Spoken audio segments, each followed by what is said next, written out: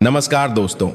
आज जो कहानी मैं आपको सुनाने जा रहा हूं वह सिर्फ एक किस्सा नहीं है बल्कि एक सबक है। हमारे बुजुर्ग हमेशा कहते आए हैं कि कभी भी किसी को उसके लिबास या उसके शांत स्वभाव से मत आंको। शांत दिखने वाली नदी में ही अक्सर सबसे गहरे भंवर होते हैं और भारतीय नारी वह तो साक्षात दुर्गा का रूप होती है। जब तक शांत है तब तक अन्नपूर्णा है, लेकिन जब मर्यादा पर आंच आए तो वह चंडी भी बन सकती है। यह कहानी इसी सत्य का प्रमाण है। कहानी शुरू होती है जून की एक उमस भरी रात से। तारीख थी 14 जून, समय रात के करीब 8:15 बजे। जगह दिल्ली और हरियाणा के बॉर्डर पर स्थित एक पुराना मशहूर ढाबा। आप जानते ही हैं, हमारे देश के ढाबों की अपनी एक अलग ही रूह होती है। खटिया बिछी हुई, तंदूर की सौंधी खुशबू और ट्रकों के हॉर्न की आवाज। यह ढाबा काका का ढाबा के नाम से मशहूर था। यहाँ की दाल मखनी और तंदूरी रोटी खाने के लिए दूर दूर से लोग आते थे। माहौल हमेशा की तरह गुलजार था। थके हारे ट्रक ड्राइवर, दफ्तर से घर लौटते कर्मचारी और कुछ परिवार वहां खाना खा रहे थे। गर्मी के कारण पसीने छूट रहे थे, लेकिन ढाबे की लस्सी और ठंडी हवा ने लोगों को थोड़ी राहत दी हुई थी। ढाबे के एक कोने में, जहां थोड़ी कम रोशनी थी, एक लकड़ी की मेज पर एक युवती अकेली बैठी थी। उसका नाम था अदिति। देखने में वह बिल्कुल साधारण लग रही थी। उम्र करीब 29-30 साल, कद मध्यम, रंग गेहुआ और आंखों में एक ऐसी गहराई जिसे पढ़ पाना हर किसी के बस की बात नहीं थी। उसने एक साधारण सा सफेद सूती कुर्ता और सलवार पहन रखा था। बाल खुले थे जो हवा में धीरे धीरे लहरा रहे थे। अदिति बड़े चाव से अपनी थाली में परोसी गई दाल और रोटी का निवाला तोड़ रही थी। उसके चेहरे पर एक सुकून था, एक ऐसी शांति जो बहुत लंबे संघर्ष के बाद मिलती है। वह हर निवाले का स्वाद ऐसे ले रही थी जैसे उसने महीनों से घर का खाना न खाया हो। और सच भी यही था। पिछले 4 महीनों से वह देश की सीमा पर पथरीले पहाड़ों और बर्फ से ढकी चोटियों पर तैनात थी, जहां खाना तो दूर, कई बार पीने का साफ पानी भी नसीब नहीं होता। वहां सिर्फ गोली बारूद की आवाजें और मौत का साया होता है। आज वह अपनी 4 महीने की कठिन तपस्या के बाद पहली बार छुट्टी पर घर लौट रही थी। यह उसका पहला पड़ाव था। उसे बस सुकून चाहिए था। वह चाहती थी कि बस शांति से बैठकर अपने देश की मिट्टी की खुशबू ले सके, आम लोगों के बीच बैठ सके। उसे क्या पता था कि आज की यह रात उसके जीवन की सबसे यादगार रातों में से एक बनने वाली थी। अदिति कोई साधारण लड़की नहीं थी। वह भारतीय सेना की सबसे खतरनाक और गोपनीय टुकड़ी पैरा स्पेशल फोर्सेज की मेजर अदिति थीं। 10 साल, पूरे 10 साल उसने अपनी जवानी देश के नाम कर दी थी। एक ऐसी यूनिट जहां पुरुषों का राज माना जाता है, वहां अदिति ने न सिर्फ अपनी जगह बनाई थी बल्कि दुश्मनों के दिलों में अपना खौफ भी पैदा किया था। उसने कश्मीर की घाटियों में आतंकवादियों से लोहा लिया था और उत्तर पूर्व के जंगलों में घुसपैठियों को धूल चटाई थी। वह निहत्थे भी 25 लोगों पर भारी पड़ सकती थी। उसका शरीर फौलाद का था और इरादे हिमालय से भी ऊंचे। लेकिन यहां इस ढाबे पर वह मेजर अदिति नहीं बल्कि सिर्फ एक साधारण भारतीय नारी थी जो अपनी रोटी खा रही थी। तभी ढाबे के बाहर एक जोरदार आवाज आई। एक काली एसयूवी कार ने बहुत जोर से ब्रेक मारा और धूल उड़ाते हुए ढाबे के ठीक सामने रुकी। गाड़ी के रुकते ही उसका दरवाजा खुला और उसमें से 3 आदमी बाहर निकले। माहौल एकदम से बदल गया। ढाबे पर जो हंसी मजाक चल रहा था वह थम गया। वे तीनों नशे में धुत थे। सबसे आगे जो चल रहा था उसका नाम था विक्की, इलाके का जाना माना गुंडा। उसके पिताजी का राजनीति में थोड़ा नाम था, बस इसी बात का उसे घमंड था। विक्की का शरीर भारी भरकम था, गले में सोने की मोटी जंजीर और कलाई पर महंगी घड़ी। उसकी चाल में ही एक अजीब सी अकड़ थी, जैसे यह पूरी दुनिया उसकी जागीर हो। उसके पीछे उसके 2 चमचे थे, राजू और बंटी। वे भी उसी की तरह नशे में चूर और बिना वजह हंस रहे थे। विक्की ने ढाबे में घुसते ही जोर से चिल्लाया, ओए काका, कहां मर गया बे? जल्दी से टेबल लगा, वीआईपी लोग आए हैं। उसकी आवाज इतनी तेज और कर्कश थी कि वहां बैठे कई परिवारों ने डर के मारे अपने बच्चों को अपनी तरफ खींच लिया। बूढ़े काका, जो ढाबे के मालिक थे, दौड़ते हुए आए। उनके हाथ कांप रहे थे। वे जानते थे कि विक्की कौन है और उसका गुस्सा कितना खराब है। जी मालिक, अभी आया। आप बैठिए, मैं अभी मेज साफ करवाता हूं। काका ने हाथ जोड़ते हुए कहा। जल्दी कर, और सुन, मुर्गा बना बढ़िया वाला, और साथ में सलाद और रायता भी। आज तेरा भाई पूरे मूड में है। विक्की ने एक कुर्सी को पैर से ठोकर मारते हुए कहा। कुर्सी लुढ़कती हुई दूर जा गिरी। तीनों गुंडे बीच की एक मेज पर बैठ गए। उन्होंने अपनी शराब की बोतल मेज पर पटक दी, जबकि ढाबे पर शराब पीना मना था। लेकिन उन्हें कौन रोकता? किसकी मजाल थी जो विक्की भाई को नियम समझाए? वे जोर जोर से बातें करने लगे, गंदी गालियां बकने लगे। वहां मौजूद शरीफ लोग अपनी नजरें झुकाकर जल्दी जल्दी खाना खत्म करने की कोशिश करने लगे। कोई भी मुसीबत में नहीं पड़ना चाहता था। तभी बंटी की नजर कोने में बैठी अदिति पर पड़ी। अदिति अपनी ही दुनिया में मग्न थी। उसे इन शोर शराबे से कोई फर्क नहीं पड़ रहा था। वह बस अपनी रोटी के आखिरी टुकड़ों का आनंद ले रही थी। बंटी ने विक्की को कोहनी मारी और गंदी हंसी हंसते हुए बोला, अरे विक्की भाई, वो देखो, क्या बात है, आज तो चांद जमीन पर उतर आया है। विक्की ने अपनी धुंधली आंखों से उस दिशा में देखा जहां बंटी इशारा कर रहा था। जैसे ही उसने अदिति को देखा, उसकी आंखों में हवस और शैतानी चमक आ गई। वाह, क्या बात है, इतनी रात गए, अकेली लड़की? लगता है किस्मत आज हम पर मेहरबान है, विक्की ने अपनी मूंछों पर ताव देते हुए कहा। राजू भी बीच में कूद पड़ा। भाई, बेचारी अकेली बोर हो रही होगी, क्यों ना उसे कंपनी दी जाए, शायद उसे भी हमारे जैसे रईसजादों की तलाश हो। तीनों जोर से हंस पड़े। उनकी हंसी में एक ऐसा अहंकार था जो किसी का भी खून खौला दे। लेकिन अदिति ने एक बार भी सिर उठाकर उनकी तरफ नहीं देखा। उसकी इंद्रियां, जो सालों की ट्रेनिंग से तेज हो चुकी थीं, उसने सब कुछ सुन लिया था। वह जानती थी कि क्या हो रहा है। उसने भांप लिया था कि खतरा किस दिशा से आ रहा है, लेकिन वह अभी भी शांत थी। उसने सोचा, शायद ये कुत्ते भौंक कर चुप हो जाएंगे। वह अपनी छुट्टी खराब नहीं करना चाहती थी। ओए काका, विक्की ने फिर चिल्लाया। काका कांपते हुए आए। जी सरकार, वो जो मैडम कोने में बैठी है ना, उनके लिए हमारी तरफ से बढ़िया वाली लस्सी ले जा और बोल कि विक्की भाई ने बुलाया है, आके हमारे साथ बैठें, विक्की ने आदेश दिया। काका का चेहरा पीला पड़ गया। वे अदिति को जानते तो नहीं थे, लेकिन उन्हें वह एक सुलझी हुई और शरीफ लड़की लग रही थी। वे नहीं चाहते थे कि उसकी इज्जत पर कोई आंच आए। मालिक, वो तो बस खाना खा रही हैं, परदेसी लगती हैं, जाने दीजिए ना, काका ने हिम्मत करके कहा। विक्की का चेहरा गुस्से से लाल हो गया। उसने काका का गिरेबान पकड़ लिया। तुझे जितना बोला है उतना कर बुढ़े, ज्यादा ज्ञान मत दे, वरना तेरा ढाबा और तू दोनों को यहीं जला दूंगा, जा। काका बेबस थे। वे भारी कदमों से अदिति की मेज की तरफ बढ़े।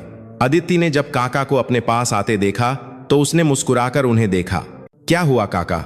मुझे तो और कुछ नहीं चाहिए, आपका खाना बहुत स्वादिष्ट था, अदिति ने बहुत ही मीठी और विनम्र आवाज में कहा। काका की आंखों में आंसू थे। उन्होंने धीमे स्वर में कहा, बेटी, मैं बहुत शर्मिंदा हूं, लेकिन वो जो गुंडे वहां बैठे हैं, वो तुम्हें अपनी मेज पर बुला रहे हैं। वे लोग अच्छे नहीं हैं बेटी। तुम चाहो तो मैं तुम्हें पिछले दरवाजे से निकाल दूं। अदिति ने एक पल के लिए खाना रोका। उसने धीरे से अपनी गर्दन घुमाई और उन तीनों की तरफ देखा। वे तीनों उसे ही घूर रहे थे और हाथ हिलाकर बुला रहे थे। अदिति ने फिर काका की तरफ देखा और बोली, काका, आप चिंता मत कीजिए, मैं अपना खाना खत्म करके ही जाऊंगी। और रही बात पिछले दरवाजे की, तो शेरनी कभी पिछवाड़े से नहीं भागती। आप जाइए, अपना काम कीजिए। अदिति की आवाज में गजब का आत्मविश्वास था। काका हैरान रह गए, लेकिन वे चुपचाप चले गए। जब विक्की ने देखा कि लड़की न तो डरी और न ही आई, तो उसका अहंकार चोटिल हो गया। लगता है भाई, मैडम को इग्नोर करने की आदत है, या फिर भाव खा रही है। बंटी ने आग में घी डाला। विक्की अपनी कुर्सी से खड़ा हो गया। चलो, खुद ही जाकर दावत देते हैं। तीनों लड़खड़ाते कदमों से अदिति की मेज की तरफ बढ़े। पूरा ढाबा सांस रोके तमाशा देख रहा था। लोग मन ही मन भगवान से प्रार्थना कर रहे थे, लेकिन कोई भी मदद के लिए आगे नहीं आया। यही तो विडंबना है हमारे समाज की। तमाशा सब देखते हैं, आप से कहा को कहा तो भी को कहा, मदद कोई नहीं करता। विक्की अदिति की मेज के पास पहुंचा और दोनों हाथों से मेज पर झुक गया। उसके मुंह से शराब की बदबू आ रही थी। क्यों मैडम, बाहरी हो क्या? विक्की भाई ने बुलाया और तुम आई नहीं, विक्की ने गुर्राते हुए कहा। अदिति ने अपनी थाली से नजर नहीं हटाई। उसने एक और निवाला तोड़ा और मुंह में डाला। चबाते हुए उसने बहुत ही शांत स्वर में कहा, देखो भाई साहब, मैं खाना खा रही हूं, मुझे डिस्टर्ब मत कीजिए। आप अपनी मेज पर जाइए और एंजॉय कीजिए। उसने उन्हें भाई साहब कहा। एक भारतीय नारी की मर्यादा, लेकिन शैतान को मर्यादा की भाषा कहां समझ आती है। भाई साहब, राजू हंसने लगा। अरे ओ मैडम, हम तेरे भाई नहीं हैं, हम तो तेरे यार बनना चाहते हैं।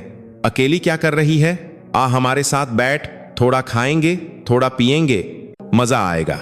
अब बंटी भी करीब आ गया था। हाँ जी, इतना घमंड अच्छा नहीं होता। शहर में नई हो क्या? यहां विक्की भाई का राज चलता है, जिसको चाह ले वो रानी बन जाती है। अदिति ने एक गहरी सांस ली। उसने अपनी चम्मच नीचे रख दी। उसने अब पहली बार अपनी नजरें उठाईं और सीधे विक्की की आंखों में देखा। उसकी आंखें वे किसी आम लड़की की आंखें नहीं थीं। उनमें एक ऐसा सन्नाटा था जो तूफान आने से पहले होता है। मैंने कहा, जाओ। अदिति ने अपनी आवाज को थोड़ा भारी करते हुए कहा, यह मेरी आखिरी चेतावनी है, मुझे अकेला छोड़ दो। ये काम को लेकर मुझे अकेला छोड़ दो। विक्की को लगा जैसे किसी ने उसके गाल पर तमाचा मार दिया हो। एक मामूली सी लड़की उसे चेतावनी दे रही है सबके सामने। चेतावनी? विक्की चिल्लाया। तू मुझे चेतावनी देगी? 2 टके की औरत, तुझे पता भी है हम कौन हैं? अगर मैंने अभी चाह लिया ना तो तू यहां से उठकर जा नहीं पाएगी। कहते हुए विक्की ने अपना हाथ आगे बढ़ाया। वह अदिति का गाल छूने की कोशिश करने वाला था। बड़ी कोमल त्वचा है तेरी, जरा देखूं तो। यही वह पल था, वह क्षण जब विक्की ने अपनी जिंदगी की सबसे बड़ी गलती की। उसने लक्ष्मण रेखा पार कर दी थी। जैसे ही विक्की की उंगलियां अदिति के चेहरे के करीब पहुंची, ढाबे में सन्नाटा छा गया। सबको लगा कि अब इस बेचारी लड़की के साथ कुछ बहुत बुरा होने वाला है, लेकिन उन्हें नहीं पता था कि जिसे वे बेचारी समझ रहे हैं वह दरअसल मौत का दूसरा नाम है। अदिति का हाथ बिजली की तेजी से चला। इससे पहले कि विक्की उसे छू पाता, अदिति ने उसकी कलाई पकड़ ली। आह! विक्की के मुंह से एक चीख निकलना चाह रही थी, लेकिन वह गले में ही अटक गई। अदिति की पकड़ लोहे की तरह मजबूत थी। उसने बैठे बैठे ही विक्की की कलाई को एक ऐसे कोण पर मोड़ा कि विक्की घुटनों के बल नीचे आ गया। मैंने कहा था ना, दूर रहो, अदिति ने अब अपनी असली आवाज में कहा। वह आवाज जो कमांडरों की होती है, जो युद्ध के मैदान में गूंजती है। छोड़, छोड़ मुझे, हरामजादी। विक्की दर्द से कराह उठा। मारो, सालों मारो इसे। उसने अपने दोस्तों को चिल्लाकर आदेश दिया। राजू और बंटी, जो अब तक सन्न रह गए थे, एकदम से होश में आए। छोड़ भाई को, राजू ने चिल्लाते हुए मेज के दूसरी तरफ से अदिति पर झपट्टा मारा। उसने सोचा कि वह एक लड़की है, उसे दबोच लेगा, लेकिन अदिति तो अदिति थी। उसने विक्की का हाथ छोड़े बिना अपने दूसरे हाथ से मेज पर रखा हुआ कांच का गिलास उठाया और बिना देखे ही राजू के माथे पर दे मारा। टैक! गिलास नहीं टूटा, लेकिन राजू का सिर चकरा गया। वह लड़खड़ाया और पीछे की मेज पर जा गिरा। अब बंटी की बारी थी। वह थोड़ा होशियार था। उसने अपनी जेब से एक चाकू निकाल लिया। तेरी तो मैं। वह चाकू लेकर अदिति की तरफ बढ़ा। ढाबे में बैठी औरतों ने चीखना शुरू कर दिया, अरे चाकू, मार डालेगा। अदिति ने एक पल में विक्की का हाथ छोड़ा और अपनी कुर्सी से खाई हो गई। उसकी चाल में इतनी फुर्ती थी कि बंटी की पलक झपकने से पहले वह उसके सामने थी। बंटी ने चाकू चलाया, लेकिन अदिति ने अपना शरीर थोड़ा सा झुकाया और चाकू हवा में ही रह गया। अगले ही पल अदिति की कोहनी बंटी की पसलियों से टकराई।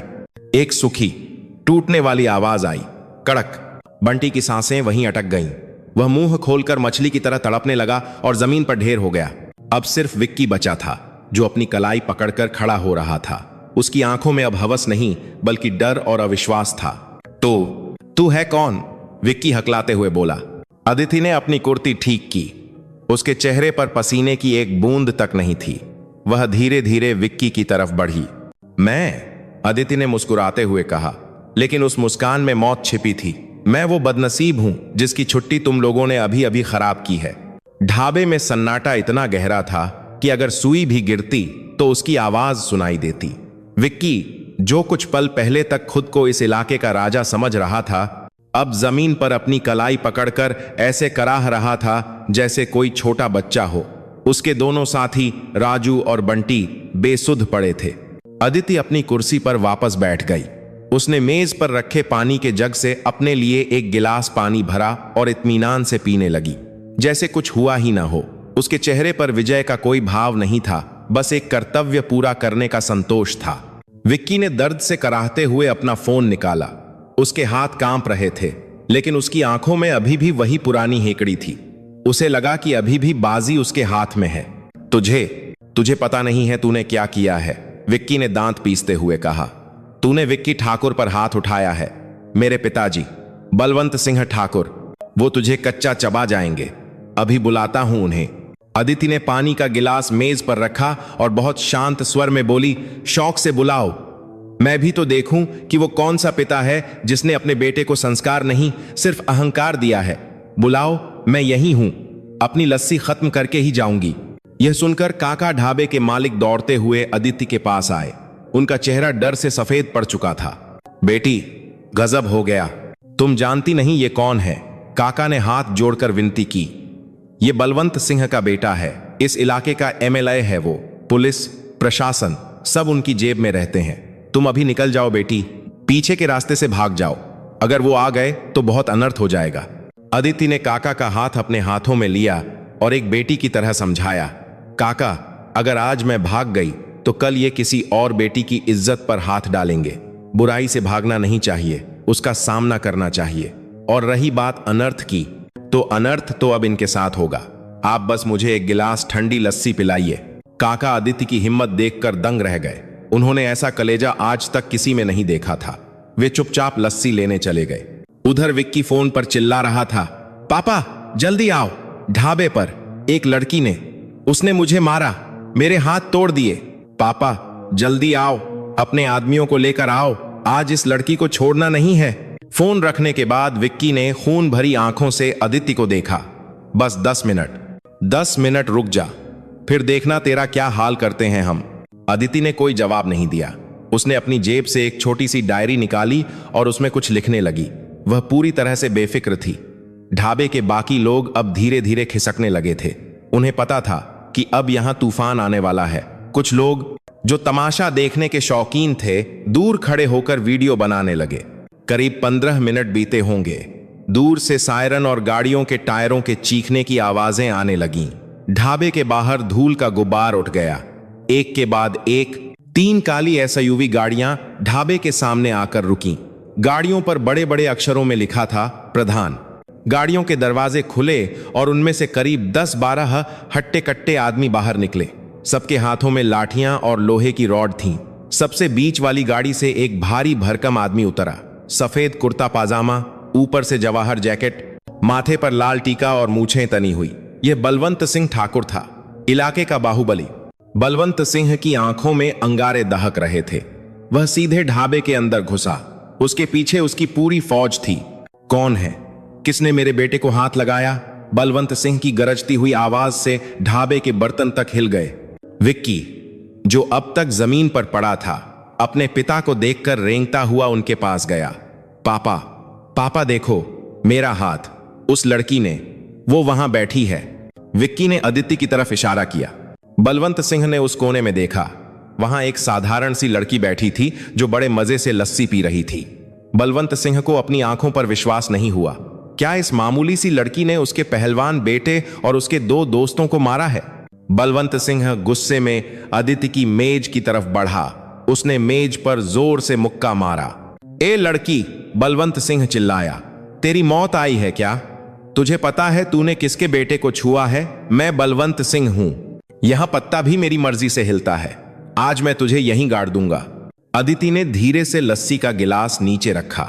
उसने एक टिश्यू पेपर से अपना मुंह पोंछा और फिर बहुत ही ठंडी निगाहों से बलवंत सिंह को देखा। आवाज नीचे। ठाकुर साहब, अदिति ने कहा। उसकी आवाज में इतना वजन था कि बलवंत सिंह एक पल के लिए ठिठक गया। यह ढाबा है, आपकी विधानसभा नहीं। और रही बात आपके बेटे की, तो मैंने इसे सिर्फ छुआ नहीं है, इसे वो सबक सिखाया है जो शायद आपने बचपन में सिखाया होता तो आज ये नौबत नहीं आती। बलवंत सिंह का चेहरा गुस्से से लाल हो गया। जुबान लड़ाती है, उठा लो इसे, ले चलो हवेली पे।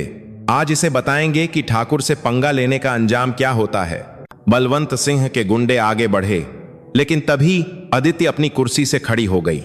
एक कदम और नहीं, अदिति ने उंगली दिखाते हुए चेतावनी दी। अगर किसी ने एक कदम भी आगे बढ़ाया तो अपने पैरों पर वापस नहीं जा पाएगा। यह मेरी आखिरी चेतावनी है। गुंडे रुक गए। अदिति के खड़े होने के अंदाज में, उसकी आंखों में जो आत्मविश्वास था, उसने उन्हें डरा दिया था। यह किसी आम लड़की का डर नहीं था, यह एक शिकारी की चेतावनी थी। बलवंत सिंह ने हंसते हुए कहा, अरे डर गए क्या एक लड़की से? जाओ पकड़ो इसे। तभी अदिति ने अपनी जेब से अपना वॉलेट निकाला और उसे खोलकर बलवंत सिंह के सामने कर दिया।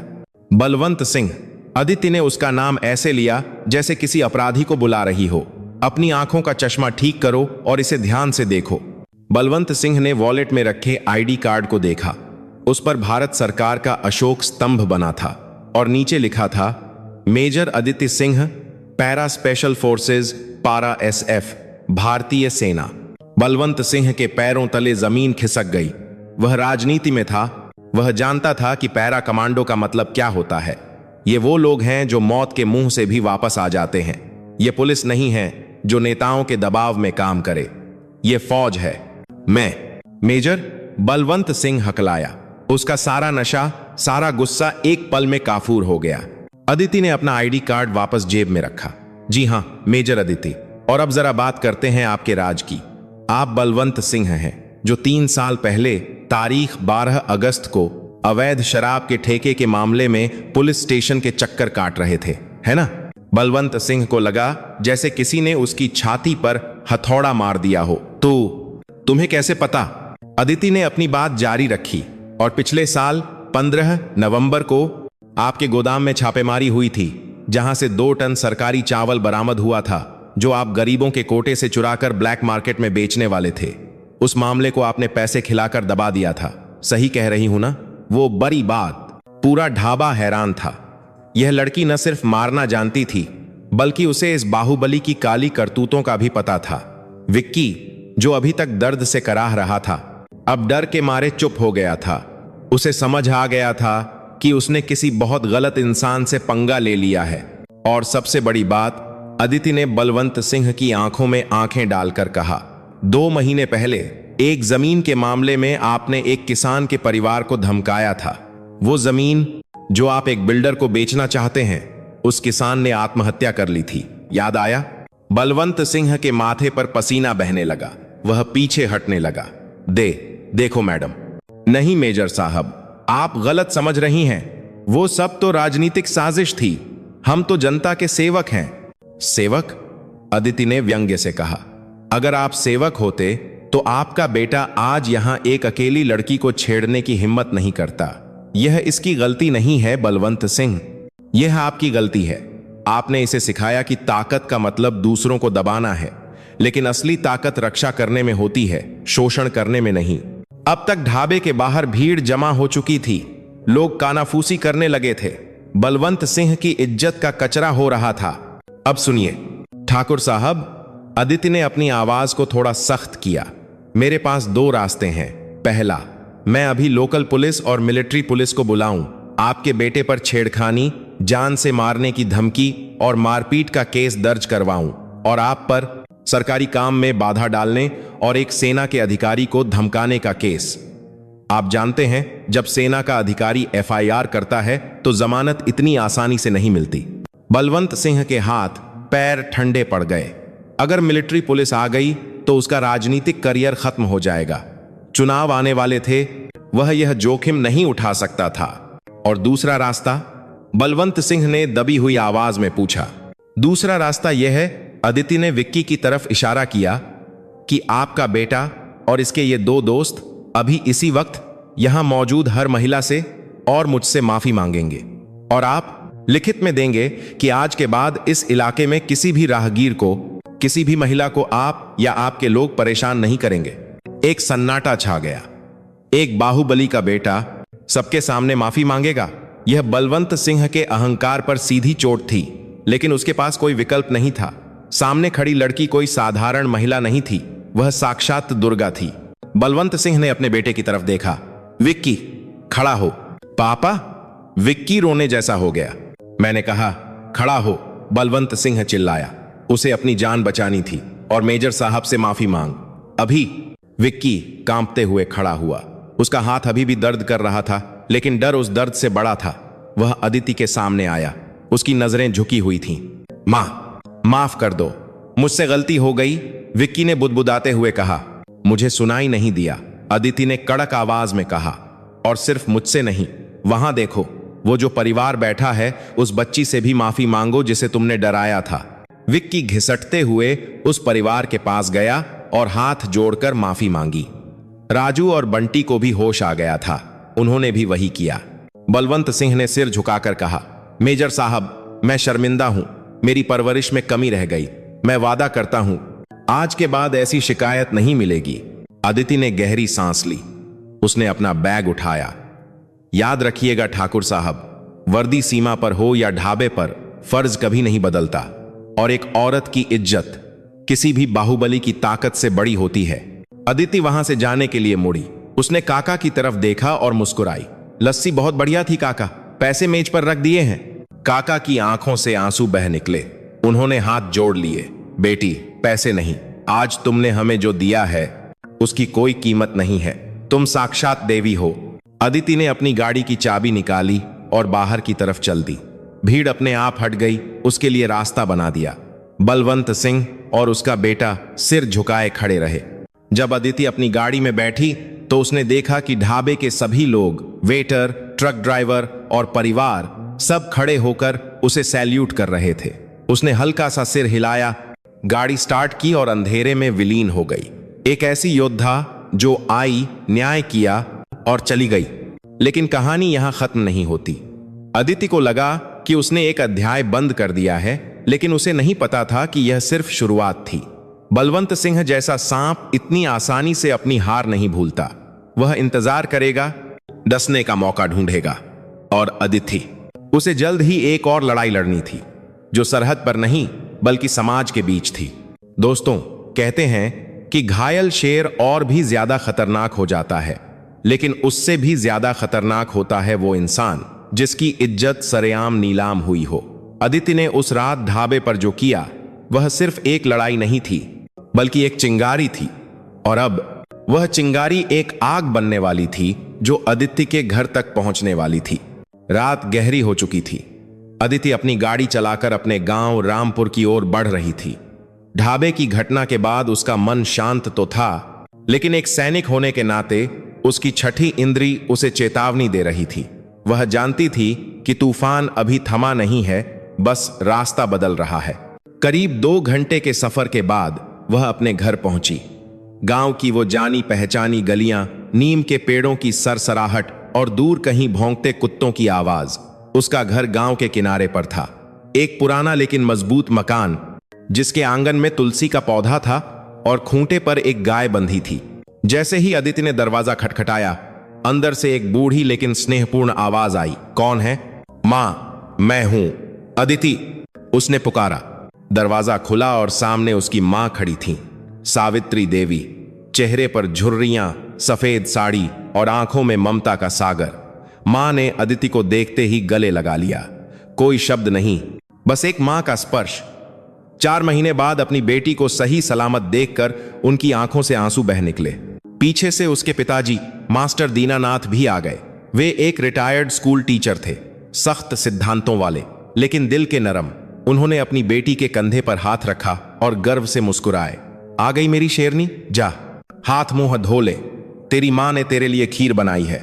उस रात अदिति अपने माता पिता के बीच बैठकर खाना खा रही थी। घर की दाल, रोटी और मां के हाथ की खीर। ढाबे पर जो कुछ हुआ उसने घर पर नहीं बताया। वह अपने बूढ़े मां बाप को परेशान नहीं करना चाहती थी।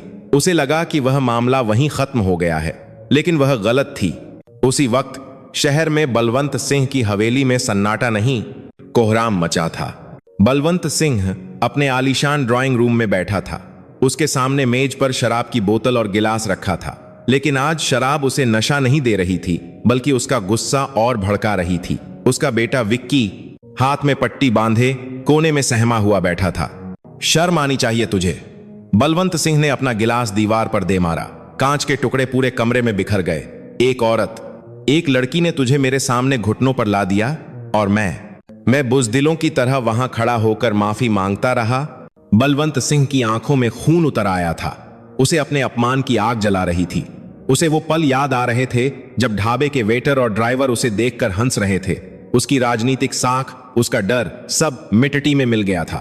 पापा, वो कोई मामूली लड़की नहीं थी। वो कमांडो थी। विक्की ने डरते हुए सफाई दी। खामोश। बलवंत सिंह दहाड़ा। कमांडो हो या कोई और, है तो एक औरत ही, और बलवंत सिंह को चुनौती देकर कोई भी चैन की नींद नहीं सो सकता। वर्दी का रौब दिखाया है ना उसने, अब मैं उसे दिखाऊंगा कि वर्दी के ऊपर खादी की ताकत क्या होती है। बलवंत सिंह ने अपना फोन उठाया और एक नंबर मिलाया। इंस्पेक्टर चौबे। बलवंत सिंह की आवाज में जहर था। दूसरी तरफ से आवाज आई, जी विधायक जी, इतनी रात गए, सब खैरियत? खैरियत तो अब तब होगी जब तुम मेरा एक काम करोगे, बलवंत सिंह ने कहा। रामपुर गांव में एक मास्टर दीनानाथ रहता है, उसकी बेटी आज ही आई है, नाम है मेजर अदिति।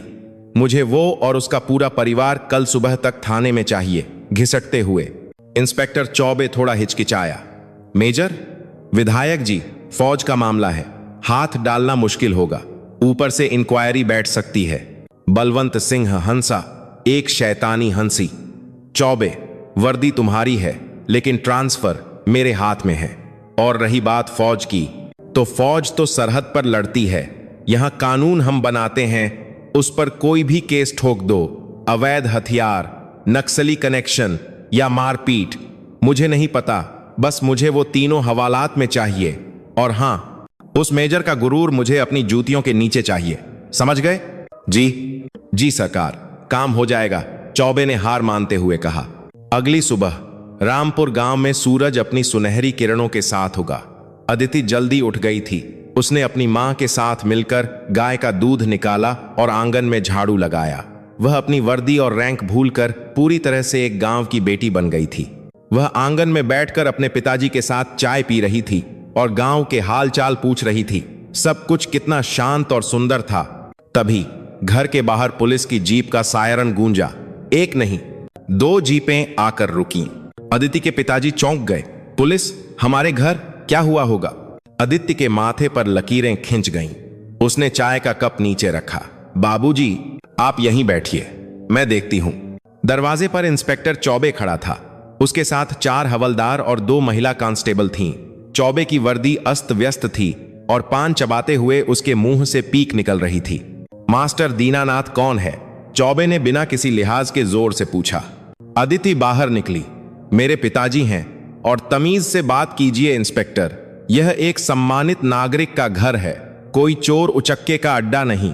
चौबे ने अदिति को ऊपर से नीचे तक देखा। अदिति साधारण सलवार कमीज में थी, लेकिन उसकी आंखों का तेज वही था। अरे मैडम जी, आप ही वो मेजर साहिबा हैं?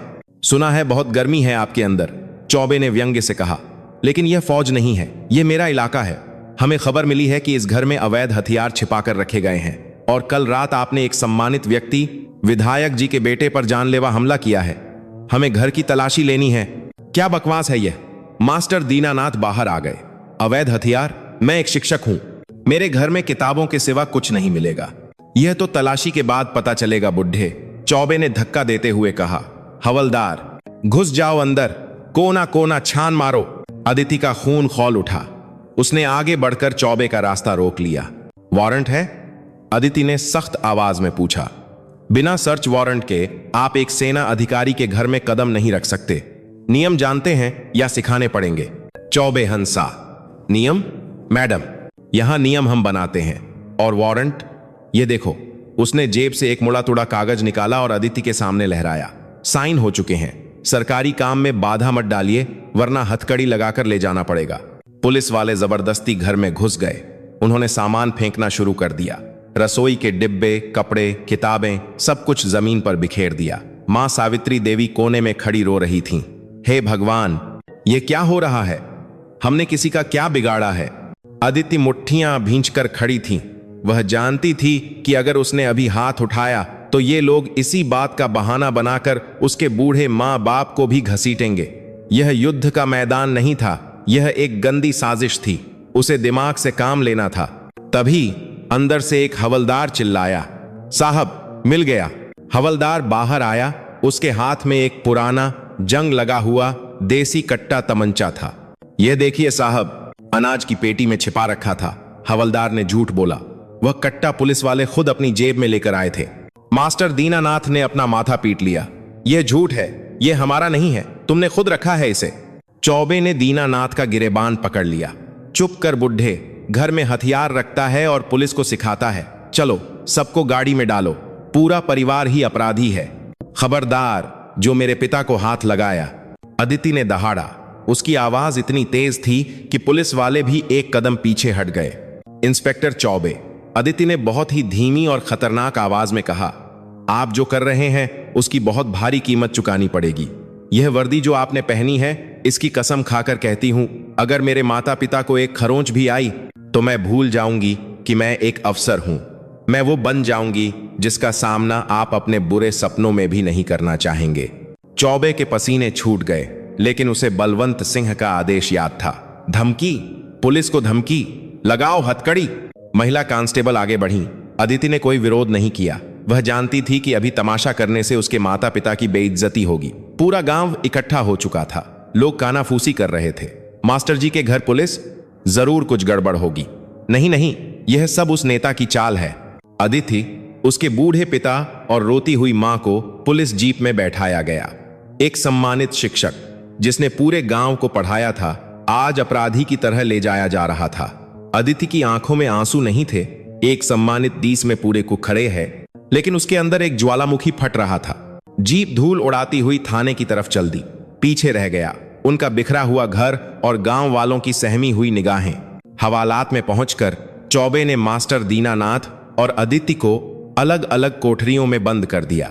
मां को बाहर बेंच पर बैठाया गया। कुछ देर बाद एक काली गाड़ी थाने के बाहर आकर रुकी। उसमें से बलवंत सिंह और उसका बेटा विक्की उतरे। बलवंत सिंह थाने के अंदर आया। इंस्पेक्टर चौबे ने अपनी कुर्सी छोड़कर उसे सलाम ठोंका। आह, क्या नजारा है। बलवंत सिंह ने सलाखों के पीछे खड़ी अदिति को देखकर कहा, क्यों मेजर साहिबा, कैसी लग रही है हमारी मेहमान नवाजी? कल तो बहुत कानून सिखा रही थी, अब बताओ कानून किसका है? अदिति सलाखों के पास आई। उसकी आंखों में अभी भी वही आग थी। बलवंत सिंह, अदिति बोली, तुमने आज एक सैनिक के घर पर हमला नहीं किया, तुमने भारत के संविधान पर हमला किया है। तुमने मेरे पिता की इज्जत पर हाथ डाला है। तुम जीत नहीं रहे हो, तुम अपनी कब्र खोद रहे हो। बलवंत सिंह जोर से हंसा। कब्र? पगली लड़की, अभी तो खेल शुरू हुआ है, अभी तो अखबार में खबर छपेगी। रिटायर्ड टीचर के घर मिली अवैध फैक्ट्री, बेटी फौज की आड़ में करती थी तस्करी। सोच, तेरे पिताजी यह सदमा बर्दाश्त कर पाएंगे? वो तो शर्म से ही मर जाएंगे। यह सुनकर बगल की कोठरी से मास्टर दीनानाथ की सिसकियां सुनाई दी। वह अपना चेहरा हाथों में छिपाकर रो रहे थे। अपनी बेटी के सामने अपनी बेबसी पर रो रहे थे। अदिति ने अपने पिता की रोने की आवाज सुनी। उसका दिल टूट गया, लेकिन उसी पल उसका संकल्प पत्थर जैसा हो गया। उसने सलाखों को अपने दोनों हाथों से पकड़ा। उसकी पकड़ इतनी मजबूत थी कि लोहे की सलाखें भी कांपने लगीं। मेरी बात को याद रखना बलवंत, अदिति ने कसम खाई। सूर्य अस्त होने से पहले अगर तुमने खुद मेरे पिता के पैरों में गिरकर माफी नहीं मांगी और अगर खुद कबूल नहीं किया कि यह सब तुम्हारी साजिश है, तो मेरा नाम अदिति नहीं, यह मेरा वादा है। बलवंत सिंह ने नफरत से थूका। देखते हैं चौबे, इनकी खातिरदारी में कोई कमी मत छोड़ना। मैं शाम को फिर आऊंगा। बलवंत सिंह चला गया, अपनी जीत के नशे में चूर। लेकिन उसे नहीं पता था कि उसने एक शेरनी को पिंजरे में बंद नहीं किया है, बल्कि उसे आजाद होने का एक और कारण दे दिया है। अदिति कोठरी के कोने में बैठ गई। उसने अपनी आंखें बंद की। वह रो नहीं रही थी, वह योजना बना रही थी। वह अपने उन संपर्कों को याद कर रही थी, उन साथियों को याद कर रही थी जो उसके एक इशारे पर जान देने को तैयार थे। वह जानती थी कि यह लड़ाई अब अकेले नहीं जीती जा सकती। अब उसे सेना बुलानी पड़ेगी, लेकिन आधिकारिक सेना नहीं। उसे अपने पुराने दोस्तों की जरूरत थी। वो दोस्त जो नियम नहीं मानते, सिर्फ दोस्ती मानते हैं। उसने इंस्पेक्टर चौबे को आवाज दी। इंस्पेक्टर साहब, मुझे एक फोन करना है, यह मेरा कानूनी अधिकार है। चौबे हंसते हुए आया। फोन? किसे फोन करेगी? प्रधानमंत्री को? हाँ हाँ हाँ, ले कर ले, अपनी आखिरी इच्छा पूरी कर ले। चौबे ने फोन पकड़ा दिया। उसे लगा कि वह किसी वकील या रिश्तेदार को फोन करेगी जो रो धोकर मदद मांगेगा। आदिति ने एक नंबर मिलाया। घंटी बजी। दूसरी तरफ से एक भारी आवाज आई, जय हिंद मेजर। अदिति ने सिर्फ एक वाक्य कहा, हिंदी में नहीं बल्कि एक कोड भाषा में जो सिर्फ उसकी यूनिट के लोग समझते थे। भेड़िया गांव में घुस आया है, शिकार शुरू करो। Location Rampur police station. उधर से जवाब आया, copy that, we are moving, समझ गए, हम आ रहे हैं। अदिति ने फोन रख दिया। उसके चेहरे पर एक रहस्यमयी मुस्कान थी। इंस्पेक्टर चौबे को लगा कि हवा का रुख बदल रहा है। बाहर आसमान में काले बादल छाने लगे थे। तूफान आने वाला था, असली तूफान। दोस्तों, समय की सुई टिक टिक करके आगे बह रही थी। थाने के अंदर एक अजीब सी बेचैनी थी, जैसे तूफान आने से पहले हवा भी सांस लेना बंद कर देती है। मास्टर दीनानाथ अपनी कोठरी में सिर झुकाए बैठे थे। उनका पूरा जीवन ईमानदारी में बीता था और आज बुढ़ापे में यह कलंक, यह सोचकर ही उनकी रूह कांप रही थी। लेकिन पास वाली कोठरी में अदिति बिल्कुल शांत थी। वह पद्मासन में बैठी थी, आंखें बंद। उसके चेहरे पर न डर था न गुस्सा, बस एक गहरा सन्नाटा। वह जानती थी कि उसके भाई, उसके साथी अब ज्यादा दूर नहीं है। इंस्पेक्टर चौबे अपनी कुर्सी पर पैर फैलाकर बैठा था और चाय की चुस्कियां ले रहा था। बीच बीच में वह हवलदारों को गाली देकर कुछ काम बता देता। उसे लग रहा था कि उसने बहुत बड़ा तीर मार लिया है। विधायक जी खुश होंगे, शायद प्रमोशन भी मिल जाए। शाम के 5 बज चुके थे, सूरज ढलने वाला था। तभी थाने के बाहर सड़क पर एक आवाज गूंजी। यह पुलिस की जीप का सायरन नहीं था, न ही किसी नेता की गाड़ी का हॉर्न। यह एक गड़गड़ाहट थी, भारी और बहुत गहरी, जैसे धरती के सीने पर कोई बहुत भारी चीज चल रही हो। धुड़ धुड़ धुड़ धुड़। पहले आवाज धीमी थी, फिर तेज होने लगी। थाने की खिड़कियां थरथराने लगीं। मेज पर रखा पानी का गिलास हिलने लगा। अरे, यह क्या भूचाल आ गया? चौबे बड़बड़ाया। हवलदार, देख तो बाहर क्या है। शायद विधायक जी अपनी पूरी रैली लेकर आए हैं। हवलदार दौड़ते हुए बाहर गया, लेकिन 2 ही पल में वह उल्टे पांव गिरते पड़ते वापस आया। उसका चेहरा ऐसा सफेद था जैसे उसने साक्षात यमराज को देख लिया हो। साहब। हवलदार की आवाज गले में अटक रही थी। साहब, बाहर बाहर। क्या बाहर बाहर लगा रखा है? चौबे गुस्से में उठा और अपनी बेल्ट कसते हुए बाहर निकला। कौन है बे? पता नहीं, यहां इंस्पेक्टर चौबे बैठा है। जैसे ही चौबे थाने की सीढ़ियों पर आया, उसके पैरों तले से जमीन खिसक गई। उसके मुंह से निकली हुई गाली होठों पर ही जम गई। थाने के सामने के मैदान में धूल का गुबार उड़ रहा था। उस धूल के बीच से 3 विशालकाय फौजी ट्रक, स्टैलियन ट्रक्स और 2 जिप्सी गाड़ियां कतार में खड़ी थीं। उनका रंग गहरा हरा था, जिस पर मिट्टी लगी थी। गाड़ियों की हेडलाइट्स की रोशनी सीधी चौबे की आंखों में चुभ रही थी। लेकिन गाड़ियों से ज्यादा भयानक वो लोग थे जो उनसे उतर रहे थे। एक साथ, एक लय में 25 जवान गाड़ियों से नीचे कूदे। उनके पैरों की धमक से जमीन हिल गई। वे खाकी वर्दी वाले पुलिस नहीं थे। उन्होंने कैमोफ्लाज चितगबरी वर्दी पहन रखी थी। सिर पर मरून रंग की टोपी, मरून बेरे, जो सिर्फ पैरा कमांडो पहनते हैं। हाथों में आधुनिक असॉल्ट राइफलें जो सीने से सटी हुई थीं। चेहरे पर काले कपड़े का नकाब, सिर्फ उनकी खतरनाक आंखें दिख रही थीं। वे कोई शोर नहीं मचा रहे थे, कोई गाली गलौज नहीं, बस एक भयानक अनुशासन। उनके बीच से एक आदमी आगे आया। वह बिना नकाब के था। कद 6 फुट 2 इंच, चौड़ा सीना और मूंछें ऊपर की तरफ मुड़ी हुई। उसके कंधों पर लगे सितारे शाम की रोशनी में चमक रहे थे। कर्नल शेरगिल, अदिति के यूनिट कमांडर। कर्नल शेरगिल सीधे चौबे की तरफ बढ़े। उनकी चाल में चीते जैसी फुर्ती और शेर जैसी ताकत थी। उनके पीछे 4 कमांडो छाया की तरह चल रहे थे। चौबे का गला सूख गया। उसने अपनी जिंदगी में पुलिस वालों को तो बहुत देखा था, लेकिन असली फौजियों से उसका पाला कभी नहीं पड़ा था। कौन हो तुम लोग? चौबे ने हिम्मत जुटाकर चिल्लाने की कोशिश की। यह पुलिस स्टेशन है, यहां हथियार लेकर आना गैर कानूनी है। कर्नल शेरगिल चौबे के बिल्कुल करीब आ गए, इतनी करीब कि चौबे उनकी सांसों की गर्मी महसूस कर सकता था। कर्नल ने चौबे की आंखों में देखा। उन आंखों में इतना रौब था कि चौबे को लगा जैसे वह पिघल जाएगा। इंस्पेक्टर, कर्नल की आवाज भारी और गूंजने वाली थी। कानून की बात वो करते हैं जो कानून का पालन करते हैं, तुम जैसे वर्दी के सौदागर नहीं। मैं विधायक बलवंत सिंह का खास आदमी हूं। चौबे ने अपनी आखिरी ढाल इस्तेमाल की। अगर मुझे हाथ लगाया तो। चटाक। बात पूरी होने से पहले ही एक जोरदार तमाचा चौबे के गाल पर पड़ा। यह तमाचा कर्नल ने नहीं, उनके पीछे खड़े एक सूबेदार ने मारा था। तमाचा इतना जोरदार था कि चौबे घूमकर जमीन पर गिर गया। उसके मुंह से खून निकल आया।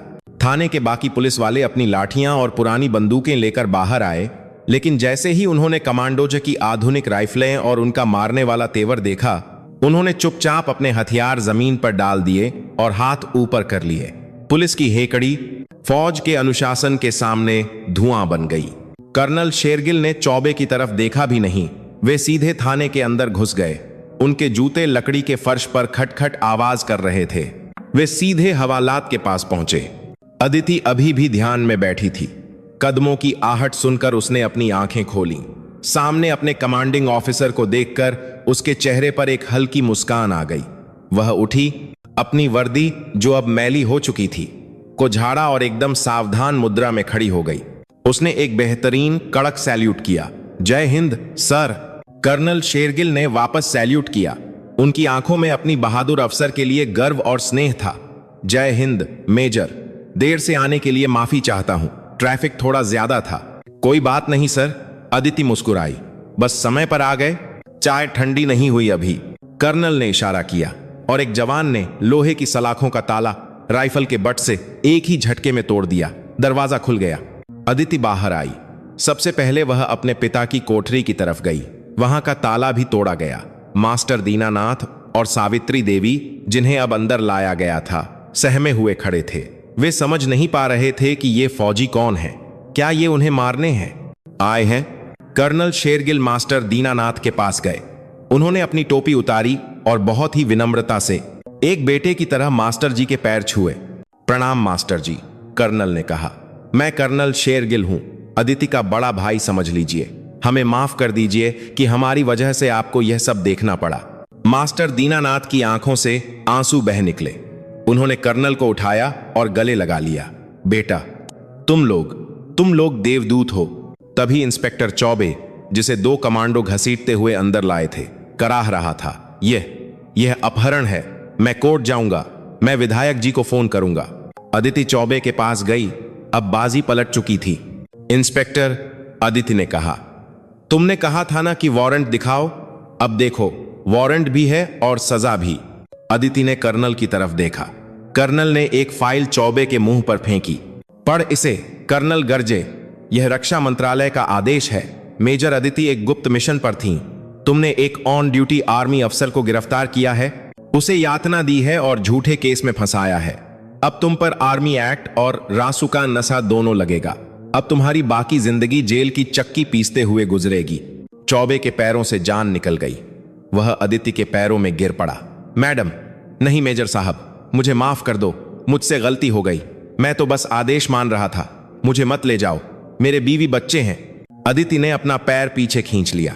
जब तुमने मेरे बूढ़े माँ बाप को घसीटा था, तब तुम्हें अपने बीवी बच्चे याद नहीं आए। एक सैनिक कभी पीठ पीछे वार नहीं करता, लेकिन गद्दारों को छोड़ता भी नहीं है। कर्नल ने आदेश दिया, ले जाओ इसे और बाकी पुलिस वालों को भी लाइन में खड़ा करो। आज इस थाने की सफाई होगी। पूरे गांव वाले थाने के बाहर जमा हो गए थे। जब उन्होंने देखा कि भ्रष्ट पुलिस वाले, जो कल तक उन्हें डराते थे, आज खुद हाथ ऊपर करके मुर्गा बने हुए हैं, तो उनकी खुशी का ठिकाना नहीं रहा।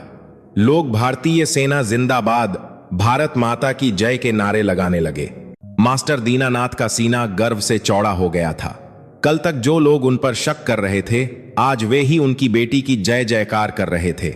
लेकिन अदिति जानती थी कि काम अभी अधूरा है। सांप का सिर अभी कुचला नहीं गया है। सर, अदिति ने कर्नल से कहा, सफाई अभी पूरी नहीं हुई है। कचरा यहां नहीं। सफाई अभी पूरी नहीं हुई है। सफाई अभी पूरी नहीं हुई है। हवेली में है। कर्नल शेरगिल मुस्कुराए। उन्होंने अपनी मूंछों पर ताव दिया। हमें पता था तुम यही कहोगी। लड़कों को तैयार रहने को बोला है। बलवंत सिंह की हवेली आज रात एक किला बनेगी, जिसे हम फतह करेंगे। अदिति ने अपनी मां के पैर छुए। मां, तुम बाबूजी के साथ घर जाओ। 2 जवान तुम्हारे साथ जाएंगे। मैं बस थोड़ी देर में आती हूं। कहां जा रही है बेटी? मां ने घबराकर पूछा। एक पुराना हिसाब चुकता करने मां। अदिति की आंखों में अंगारे थे। उसने कहा था ना कि सूरज ढलने से पहले माफी मांगेगा। सूरज ढल चुका है, लेकिन उसका अहंकार अभी नहीं ढला।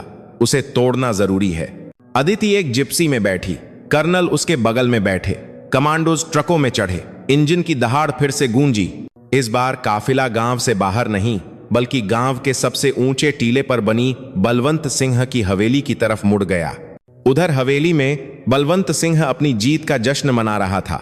संगीत बज रहा था, शराब चल रही थी, विक्की नाच रहा था। उन्हें खबर ही नहीं थी कि मौत उनके दरवाजे पर दस्तक दे चुकी है। इंस्पेक्टर चौबे का फोन नहीं लग रहा था तो बलवंत ने सोचा कि शायद वह मास्टर जी की धुलाई करने में व्यस्त होगा। आज रात बहुत सुकून की नींद आएगी, बलवंत ने हंसते हुए अपने चमचों से कहा। उस मेजर की हेकड़ी निकल गई होगी अब तक। तभी हवेली का भारी भरकम लोहे का गेट एक जोरदार धमाके के साथ उड़ गया। बूम! संगीत रुक गया, नाच रुक गया। बलवंत सिंह के हाथ से गिलास गिर गया। धुएं के बीच से सेना की गाड़ियां हवेली के आंगन में घुस आईं और उनके पीछे अदिति। अब वह सलवार कमीज में नहीं थी। उसने कमांडो की technical vest bullet proof jacket पहन ली थी जो उसके साथियों ने उसे दी थी। हाथ में एक राइफल थी। वह साक्षात काली का रूप लग रही थी। बलवंत सिंह ने कांपते हुए बालकनी से नीचे देखा। उसे अपनी आंखों पर भरोसा नहीं हुआ। पुलिस नहीं, यह तो फौज आ गई। बलवंत सिंह! अदिति की आवाज पूरे हवेली में गूंजी बिना किसी माइक के। तेरा वक्त खत्म हुआ, नीचे आ जा या हम ऊपर आएं। दोस्तों, हवेली के आंगन में सन्नाटा था, लेकिन यह सन्नाटा किसी कब्रिस्तान जैसा था। बलवंत सिंह, जो कल तक खुद को इस इलाके का भगवान समझता था, आज अपने ही घर की बालकनी पर खड़ा कांप रहा था। नीचे भारतीय सेना के जांबाज कमांडो अपनी पोजीशन ले चुके थे। उनकी राइफलों के लेजर बीम सीधे बलवंत सिंह के माथे पर लाल बिंदी बना रहे थे। अदिति सीढ़ियां चढ़कर ऊपर पहुंची। उसके बूटों की आवाज ठक ठक ठक पूरे हॉल में गूंज रही थी। हर कदम के साथ बलवंत सिंह के दिल की धड़कन तेज होती जा रही थी। बलवंत सिंह अपने ड्राइंग रूम के बीचों बीच खड़ा था। उसके पसीने छूट रहे थे, लेकिन उसकी पुरानी अकड़ अभी भी बाकी थी। उसने सोचा कि यह फौज है, कानून से बंधे होंगे, मुझे गोली नहीं मार सकते। जैसे ही अदिति कमरे में दाखिल हुई, बलवंत सिंह चिल्लाया, रुक जाओ, तुम्हें पता है मैं कौन हूं? मेरी पहुंच दिल्ली तक है। अगर मुझे हाथ भी लगाया तो तुम्हारा कोर्ट मार्शल हो जाएगा। अदिति रुकी नहीं, वह चलती रही और सीधे बलवंत सिंह के सामने जाकर खड़ी हो गई। उसने अपनी राइफल एक तरफ रख दी। दिल्ली? अदिति ने व्यंग्य से कहा। बलवंत, आज तुम्हारी पहुंच दिल्ली तक नहीं, सिर्फ जेल की सलाखों तक है। और कोर्ट मार्शल? हम फौजी कोर्ट मार्शल से नहीं डरते, हम देश के गद्दारों को खुला छोड़ने से डरते हैं। बलवंत सिंह ने अपना फोन उठाया।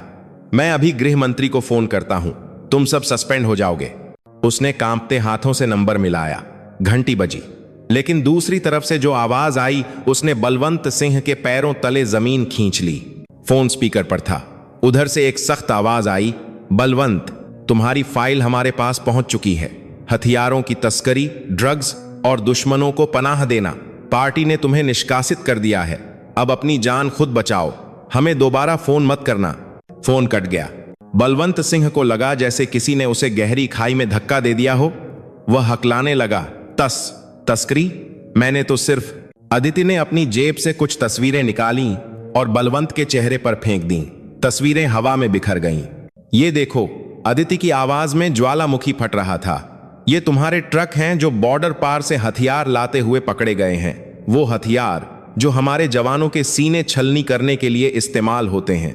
तुम सिर्फ एक गुंडे नहीं हो बलवंत, तुम एक गद्दार हो, देशद्रोही हो। गद्दार शब्द सुनते ही बलवंत सिंह घुटनों के बल गिर पड़ा। भारत में एक नेता के लिए भ्रष्ट होना आम बात हो सकती है, लेकिन गद्दार होना मौत से बदतर है। मुझे नहीं पता था, बलवंत गिड़गिड़ाया। मैं तो सिर्फ पैसे कमाना चाहता था, मुझे माफ कर दो बेटी, मुझे जाने दो, मैं देश छोड़कर चला जाऊंगा। मैं तुम्हें मुंह मांगा पैसा दूंगा, 1 करोड़, 10 करोड़, बोलो कितना चाहिए? अदिति हंस पड़ी, एक बहुत ही कड़वी हंसी। पैसा? अदिति ने झुककर बलवंत की आंखों में देखा। बलवंत, जिस वर्दी को तुम खरीदने की बात कर रहे हो ना, उसकी कीमत हमारे जवान अपने खून से चुकाते हैं। सियाचिन की बर्फ में जब हम जम रहे होते हैं तब हमें सैलरी चेक गर्म नहीं रखता, तिरंगे की शान गर्म रखती है। तुम्हारे ये कागज के टुकड़े हमारी शहादत के सामने रद्दी हैं। अदिति ने पीछे खड़े कर्नल शेरगिल की तरफ देखा। सर, कचरा साफ है, इसे पैक कर लीजिए। 2 कमांडो आगे आए। उन्होंने बलवंत सिंह को कॉलर से पकड़ा और उसे किसी मरे हुए जानवर की तरह घसीटते हुए बाहर ले जाने लगे। विक्की, जो कोने में छिपा था, उसे भी दबोच लिया गया। नहीं, मुझे ऐसे मत ले जाओ, मेरी इज्जत, मेरा रुतबा। बलवंत सिंह चीख रहा था। इज्जत तो तब गई थी जब तुमने एक सैनिक के पिता को रुलाया था। अदिति ने कहा। अब बारी थी उस दृश्य की जिसे रामपुर गांव आने वाली कई पीढ़ियों तक याद रखने वाला था। हवेली के बाहर पूरा गांव जमा था। मशालें और मोबाइल की लाइटें जल रही थीं। मास्टर दीनानाथ और सावित्री देवी भी वहां खड़े थे। हवेली का गेट खुला। सबसे पहले विक्की और उसके गुंडे बाहर आए, हाथ बंधे हुए, सिर झुकाए हुए, और उनके पीछे इलाके का बाहुबली बलवंत सिंह हथकड़ियों में जकड़ा हुआ 2 फौजी जवानों के बीच में चल रहा था। उसका सिर झुका हुआ था, वह नजरें नहीं मिला पा रहा था। भीड़ में सन्नाटा छा गया। किसी को विश्वास नहीं हो रहा था कि जिस आदमी के नाम से लोग कांपते थे, आज वह एक अपराधी की तरह घिसट रहा है। तभी भीड़ में से एक बूढ़ी औरत आगे आई। उसने अपनी चप्पल निकाली और बलवंत सिंह की तरफ फेंकी। यह मेरे बेटे के लिए, जिसे तूने झूठे केस में फंसाया था, वह चिल्लाई। देखते ही देखते सब्र का बांध टूट गया। चोर, गद्दार, कातिल, पूरा गांव नारे लगाने लगा। अगर सेना के जवान वहां न होते तो शायद भीड़ बलवंत सिंह को वहीं खत्म कर देती। कर्नल शेरगिल ने भीड़ को शांत किया। भाइयों और बहनों, कानून हाथ में मत लीजिए। यह आदमी अब कानून की गिरफ्त में है और सेना का कानून बहुत सख्त होता है। इसे ऐसी सजा मिलेगी कि इसकी आने वाली 7 पुश्तें अपराध करने से डरेंगी। इसके बाद अदिति बाहर आई। जैसे ही लोगों ने उसे देखा, शोर थम गया। फिर अचानक किसी ने नारा लगाया, भारत माता की, और हजारों की भीड़ ने जवाब दिया, जय। मेजर अदिति जिंदाबाद, भारतीय सेना जिंदाबाद। नारे आसमान गूंजने लगे। मास्टर दीनानाथ की छाती गर्व से फूल गई। उनकी आंखों से आंसू बह रहे थे, लेकिन ये खुशी के आंसू थे। उनकी बेटी ने न सिर्फ उनका बल्कि पूरे गांव का सिर ऊंचा कर दिया था। अदिति अपने माता पिता के पास गई। उसने अपने पिता के पैर छुए। बाबूजी, मैंने अपना वादा पूरा किया। सूरज ढल गया है और उसका अहंकार भी। मास्टर दीनानाथ ने अदिति को गले लगा लिया। मेरी बेटी, तू बेटी नहीं, तू बेटा है मेरा। आज मुझे शिक्षक होने पर नहीं, एक सैनिक का पिता होने पर गर्व है। सावित्री देवी ने अदिति का माथा चूमा। लेकिन बेटा, अब क्या तू घर पर रहेगी? अदिति मुस्कुराई। उसने अपनी टोपी बेरेट ठीक की। नहीं मां, अदिति ने कहा। छुट्टी खत्म हुई। बलवंत जैसे गद्दार तो पकड़ लिए, लेकिन सीमा पर अभी भी दुश्मन घात लगाए बैठे हैं। मेरा असली घर वहां है, उन पहाड़ियों में जहां मेरे साथी मेरा इंतजार कर रहे हैं। अदिति ने कर्नल की तरफ देखा। कर्नल ने घड़ी देखी। मेजर, मूव करने का समय हो गया है। हेलीकॉप्टर आधे घंटे में लैंड करेगा। Yes sir. अदिति ने आखिरी बार अपने घर को देखा, अपने गांव को देखा। उसने हाथ जोड़कर सबको प्रणाम किया। वह जीप में बैठी। काफिला धीरे धीरे आगे बढ़ा। बच्चे, बूढ़े, जवान सब जीप के पीछे दौड़ रहे थे, हाथ हिला रहे थे, जैसे वे किसी भगवान को विदा कर रहे हों। जैसे जैसे गाड़ियां धूल के गुबार में ओझल हो रही थीं, मास्टर दीनानाथ वहीं खड़े रहे, हाथ जोड़े। कहानी के अंत में स्क्रीन धीरे धीरे काली होती है और एक भारी आवाज नैरेटर में संदेश आता है।